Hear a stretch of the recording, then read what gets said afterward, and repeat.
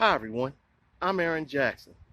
I am so excited to finally get my Space Mountain PC channel to blast off on YouTube and to demonstrate my skills and experiences in the IT field. On this channel, you will see me perform some problem solving, PC assembly, setting up access points, and more. There are going to be some funny moments on my channel and things to learn from it. Those who are tech savvy and non-tech savvy, I hope that some of these experiences will help you with real-world IT scenario. After all, there is a difference between watching how to do something and doing it yourself through hands-on experience. Enjoy the show because it's going to be a crazy ride.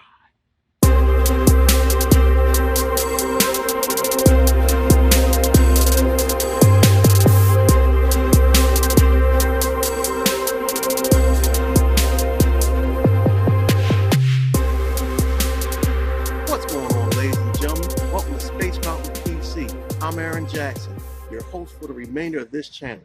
Today, I'm going to show you guys how to install a heatsink on an SSD NVMe.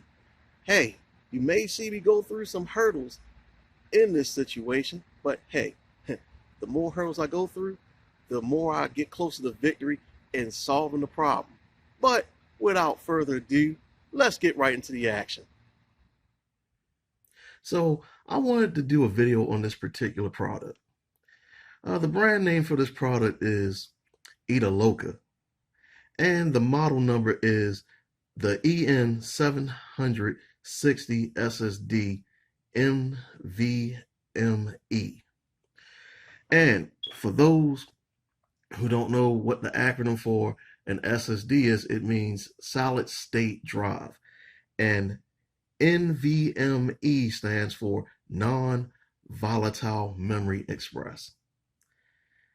Now, to get deeper into the weeds, think of a solid state drive as a non-volatile RAM chip.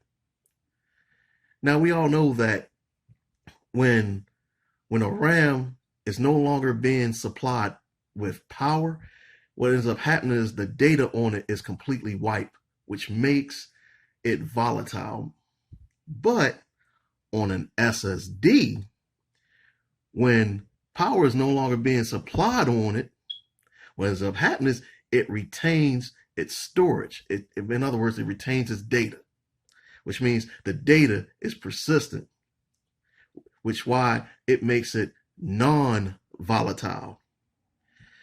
Now, before I begin the installation, I just want to remind you that, I pretty much got this product from Amazon. Now, and one of my reasons why I wanted to do this was because, one, I noticed that I did some research and some review looking on this particular SSD, and people had trouble following the instructions on this SSD because it didn't seem like they were given very clear instructions. But if you still don't understand the instructions, usually I would just call the manufacturers themselves through Amazon to see how to put this together. But I'm just going to let you know step by step how to put this together. So let's begin. Now, let me see if I can get this out the box.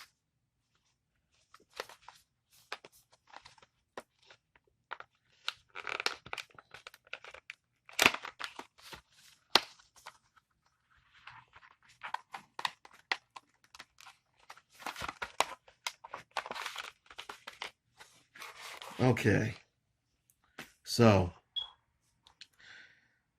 shoot, there's the SSD right there, and that's the heatsink. And look, I got me a nice little kit to definitely screw in the solid state drive. So let's go ahead and get this out of the package. Yes, I know, ladies and gentlemen, out of all things, I decide to use a Subway sandwich coupon as a placemat for my SSD. But funny thing is, I ordered a sub from Subway through Uber Eats app an hour ago. Sitting here giving lessons on some tech stuff. You know what's on my mind? Where's my sandwich? All right, so let's begin. The first thing we want to do is, well, first let me introduce this. We have thermal a thick thermal pad, and we got two thin thermal pads. So here's what we're gonna do first. We're gonna do is this is the base of the heatsink. So we're gonna take this thermal pad and we're gonna place it in the bottom of the heatsink, or should I say heatsink base. So let's go ahead and take this film off first.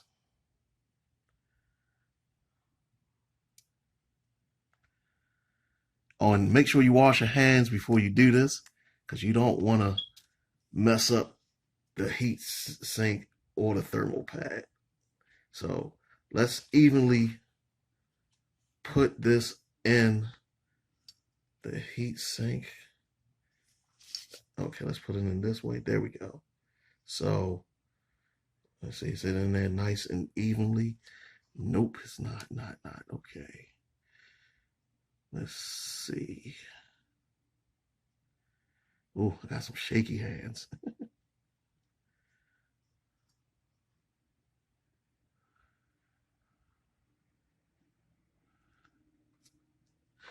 And there we go. Bam, that's one. Now, what we need to do now is take the full off the other side. But before we do that, I just want to say that as you can see, this is the chip side of the SSD, and this is the smooth side of the SSD. Now, there are two types of SSD NVMe models. This is what you would call a single-sided SSD. Why is it called single-sided? Because there's chips on one side. A double-sided one would have chips on both sides.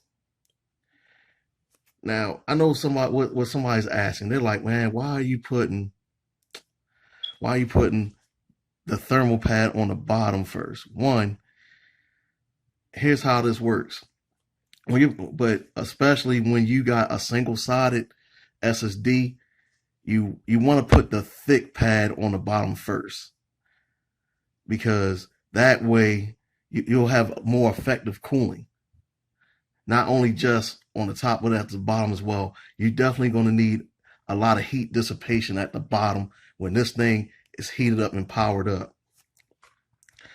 Also, what I'm getting ready to do next, after I take the full off and place the SSD in this base of the heatsink, I'm going to put this thin thermal pad on top, because we're going to need that on the chip area, because that's where we're going to have like the most, and I mean the most heat dissipation, because we have the processing unit right there.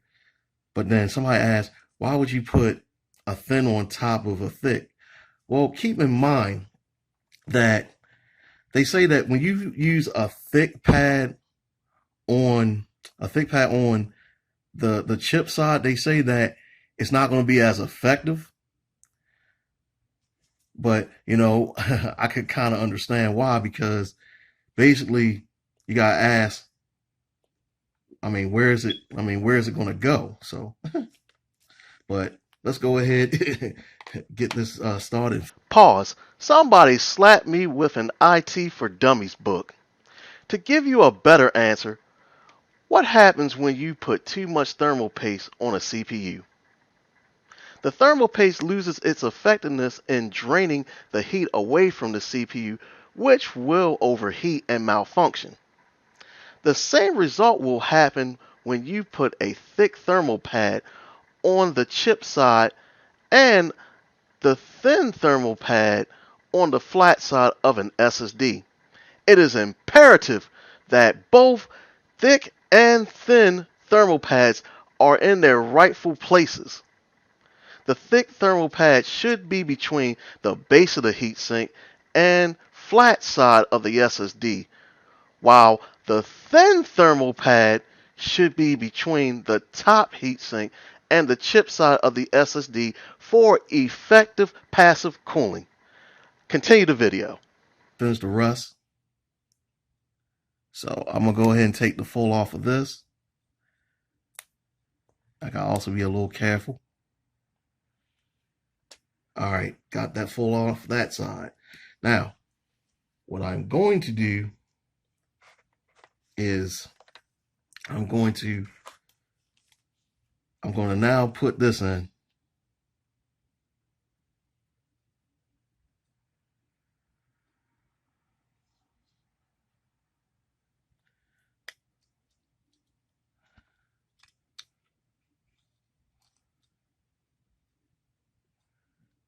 Yeah, you also want to be careful when putting this in. You want to make sure that, and that's too far in.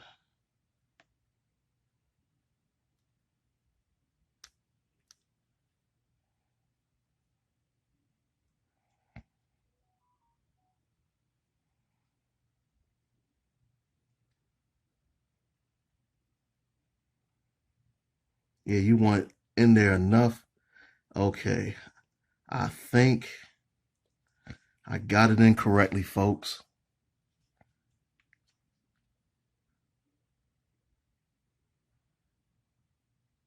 Okay, there we go. All right. All right, that's in. Now, what I'm going to do next is I'm going to place one of these thin thermal pads on to the top of this heatsink. So let me go ahead and get the first thermal pad off of here. The thermal pad foil. Sorry about that, folks. And I gotta put this on evenly. So here we go.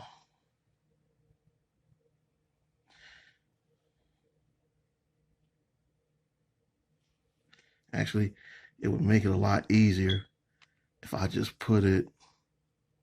Actually, I'm gonna put it on here instead.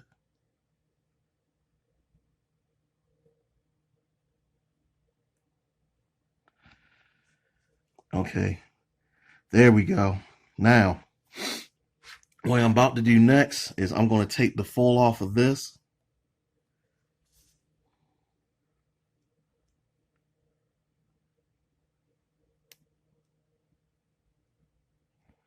If it lets me. Yeah, this is going to be a tough one, folks. It's being stubborn. There we go. I think I got it. Okay, there we go. Yeah, faint of beauty. There we go.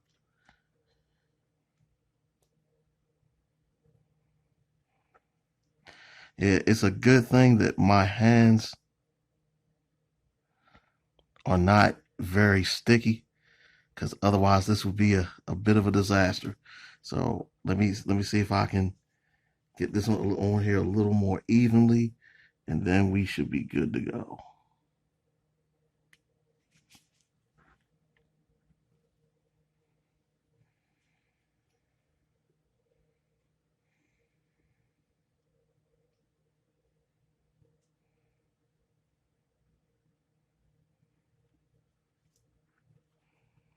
Okay, there we go. Now it's on there. Now, what I'm going to do next is I'm going to now place this in there.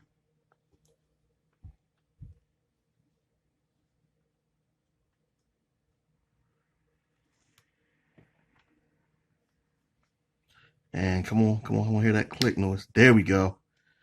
All right. And that is about it. And this is how you install a heatsink on an SSD. Well, that's it for this video. Stay tuned because Coming in my next video, you will see me install the SSD in the gaming console. But until then, I will see you in the next video. Like, subscribe, get notified.